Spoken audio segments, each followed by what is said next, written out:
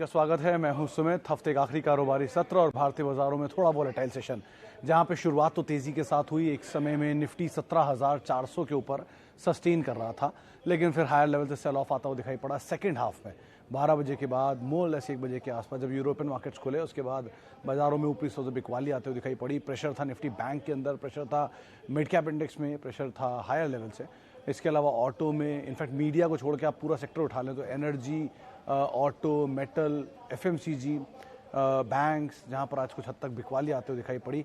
Small cap index आज out perform कर रहा था। लगातार 2 दिन के अंडर परफॉर्मेंस के बाद एटलीस्ट आज वहां पर खरीदारी आते हुए दिखाई पड़ रही थी। 1% के आसपास की तेजी थी, तो वो जो छोटे मझौले शेयर हैं वहां पर कुछ हद तक खरीदारी ही आपको दिखाई पड़ेगी। तो सिलेक्टिव स्टॉक जो कि तेजी में कामकाज कर रहे थे, आज 2-3 तो की हाईलाइट रहे। पहला नाम तो ऑब्वियसली बात आज रहा है इंडस टावर, जहां पर एक अच्छी खरीदारी बनते हुए दिखाई पड़ी।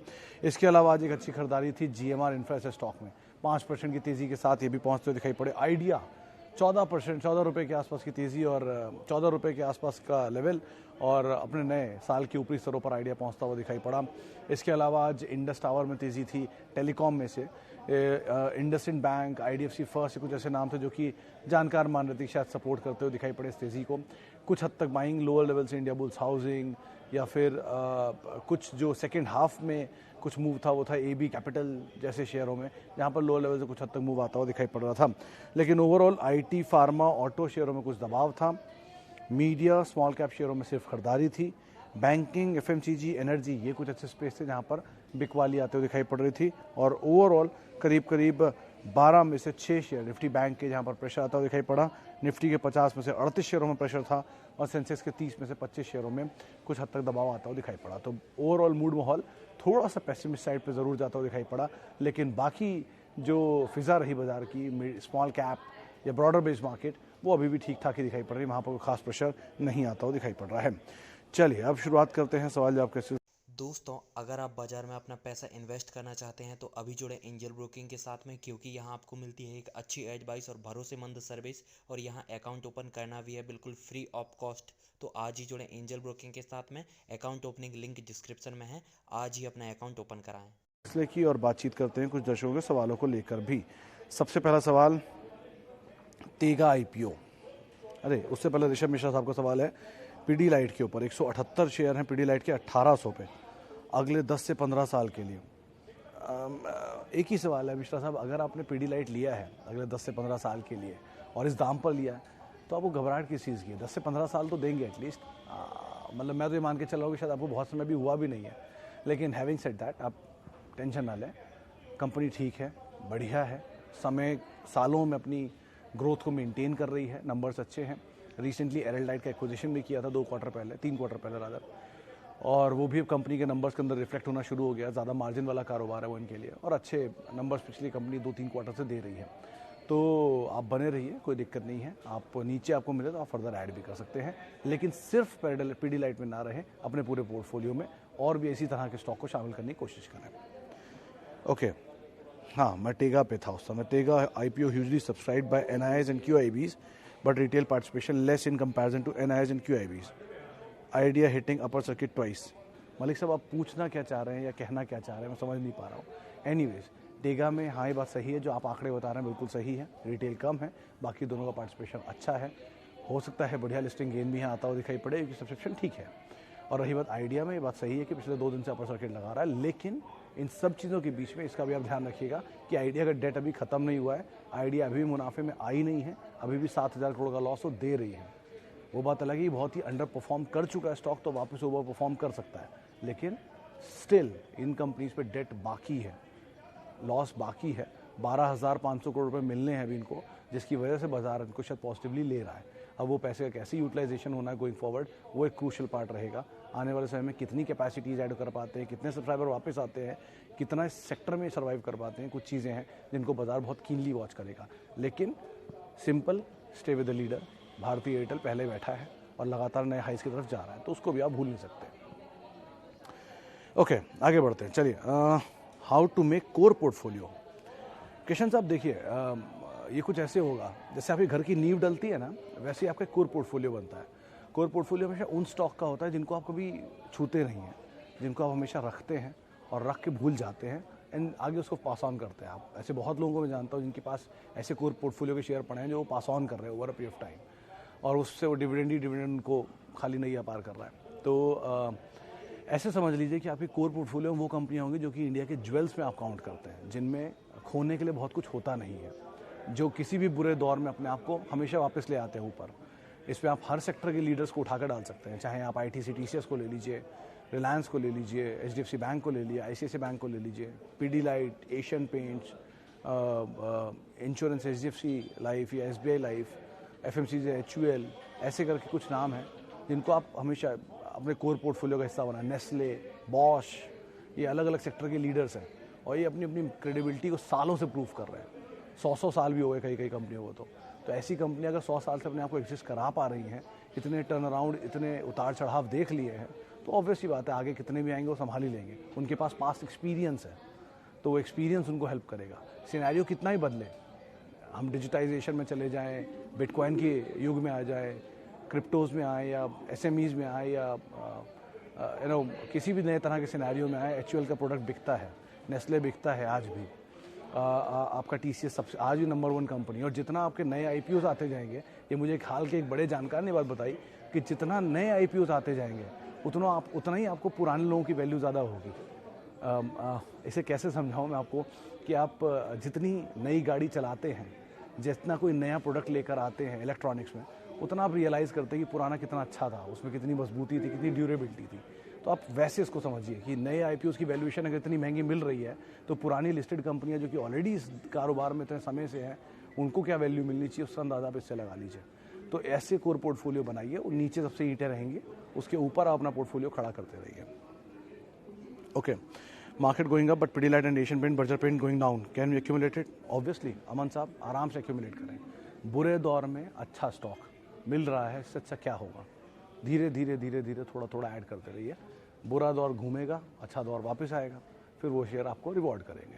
आप बुरे टाइम में जिसकी हेल्प करते हो, वैसे अच्छे टाइम में वो आपकी हेल्प करता है, तो लाइकवाइज ये भी चलेगा। तो आप बढ़िया कंपनी है, नीचे के दाम पे ऐड करते रहिए। ओके, आगे बढ़ते हैं। और टाटा पावर के शेयर 110 रुपये से, वाह ऋषभ साहब आप बने रहिए। वैसे तो 2250 शेयर है, बढ़िया क्वांटिटी है, डबल से ज़्यादा आपको प्रॉफिट हो रहा है। बेटर यही है कि अगर आपको किसी गिवन पॉइंट ऑफ टाइम पे लगे कि ये बहुत चल गया है और अब नहीं चलेगा, पोटेंशियल हो गया ख़त्म, तो आप ये कर सकते हैं 2250 में 250 शेयर ही खाली बेच दीजिए। वो 250 शेयरों से आपकी कॉस्ट निकल आएगी ऑलमोस्ट, और उसको निकाल के आप रख लीजिए। फ्री के शेयर आपके 2000 बचेंगे, उनको आप हमेशा के लिए छोड़ दीजिए, पास ऑन भी कर दीजिए अपनी लाइफ में आगे, और नए पोर्टफोलियो या कोर पोर्टफोलियो के हिस्से में उसे डाल दीजिए, वो ज़्यादा बेटर रहेगा। Okay, Anand Rathi IPO for listing gain.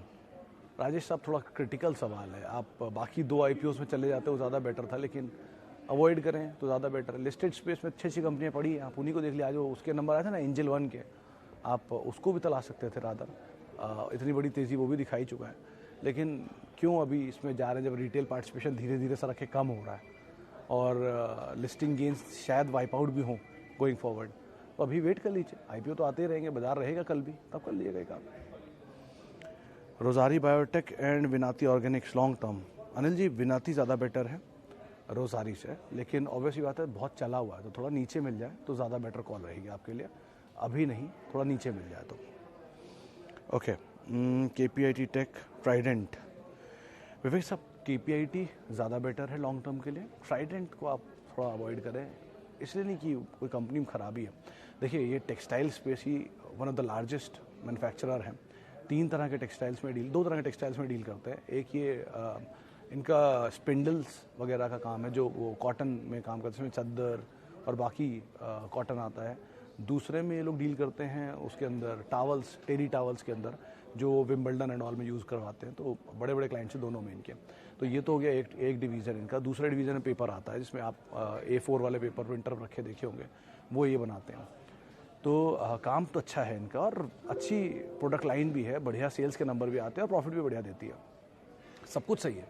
एक ही फ्लॉ है कि इक्विटी साइज़ बहुत बड़ा है, एक बहुत चला हुआ शेयर है। ये पहले जो आज आप ट्राइडेंट का दाम देख रहे हैं, जो भी दाम होगा, मैंने रियलाइज़ नहीं किया बहुत टाइम से, लेकिन 60-70 रुपये जो भी दाम है, ये दाम एडजस्टमेंट के बाद है। पहले इसमें एक स्प्लिट आ चुका है, वो तब 80 रुपये के आसपास था, तब इसमें स्प्लिट आया था, उसके बाद नीचे आया था, और वहाँ से शेयर चलता हुआ वापस उसी दाम के आसपास आ गया है। तो इसलिए इक्विटी फ्लोट बढ़ा है। अगर नीचे मिल जाए तो बात अलग है, लेकिन अभी के लिए एटलीस्ट इतनी बड़ी तेज़ी दिखा रहा है तो इसलिए थोड़ा ईज आउट होने दीजिए, ज़्यादा बेटर है। वैसे तो सर्किट लग ही रहे थे, लास्ट मैंने 4-5 सर्किट देखे थे, 42 रुपये देखा था शायद, तो सर्किट लग रहे हैं लोअर। अगर ये कहीं 42 या 35 इन जोन में मिले तो आप एक बार को कर सकते हैं, लेकिन हैविंग सेड दैट ज़रा ध्यान से करिए कि बहुत बड़ी तेज़ी दिखाने के बाद इसमें काम आएगा। Okay, TTML genuine rise as per business और जस्ट हाइप।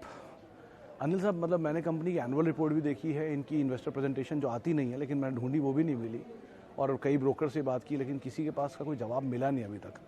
सबने यही कहा कि हाँ मूव है, वो सुपर ऐप बना रहे हैं उसके लिए मूव आ रहा है, लेकिन अब तक कुछ क्लियर नहीं है। टाटा ग्रुप के नेल्को में तेज़ी है, टाटा ग्रुप के वो तेजस में तेज़ी आ चुकी है, टाटा ग्रुप में टाटा कॉम्च रह गया है, और TTM में तेज़ी आ चुकी है। तो बाकी ग्रुप में तेज़ी है, समझ में नहीं आ रहा टाटा कम्युनिकेशन में तेज़ी क्यों नहीं आ रही, लेकिन खैर वो समय बता देगा आगे चल के। बेटर यही है कि अगर आपके पास है तो आप थोड़ा पैसा लेकर निकल जाएं, नहीं है तो एंटर मत करें, बड़ी तेज़ी आ चुकी है, नवंबर में 100% चल चुका है, तो बेटर अवॉइड करें, ज़्यादा बेटर रहेगा, सेफ साइड पर रहें, क्यों पैसा फंसा रहा है इसमें।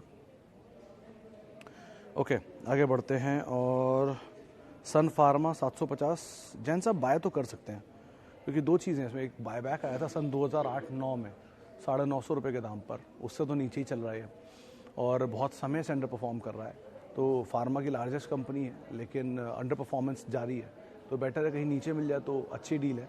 लेकिन हाँ, यहाँ पर भी आप थोड़ा बहुत ऐड कर सकते हैं, considering product, company, situation, numbers, लग तो रहा है कि मूव आ सकता है। ब्रोकरेज हाउसेस से टारगेट्स जो हैं वो करीब 950-1000 रुपये के आसपास के आप अकॉर्डिंगली देख सकते हैं। ओके, स्पाइस जेट के 3000 शेयर 87 रुपये के दाम पर, क्या करना चाहिए? नीरज जी, HSBC की रिपोर्ट आई थी, 110 रुपये के टारगेट उन्होंने दिए थे इसमें स्पाइस जेट में, लेकिन वो जब आई थी तो अपने बेस्ट सिनेरियो में स्पाइस जेट चल रहा था, उसके बाद टूटा वो 65 रुपये तक भी आ गया था, 58 भी शायद दिखाया था नीचे, लेकिन उसके बाद घूमा और अब इसी रेंज में काम काज कर रहा है, 82-83 की रेंज में। ठीक है, सेकेंड लार्जेस्ट प्लेयर है ऑब्वियसली, 13% का मार्केट शेयर है, और अजय सिंह कंपनी को संभालते हैं, बढ़िया मैनेजमेंट भी है, लेकिन ऑब्वियसली पाइनियर तो इंडिगो ही है।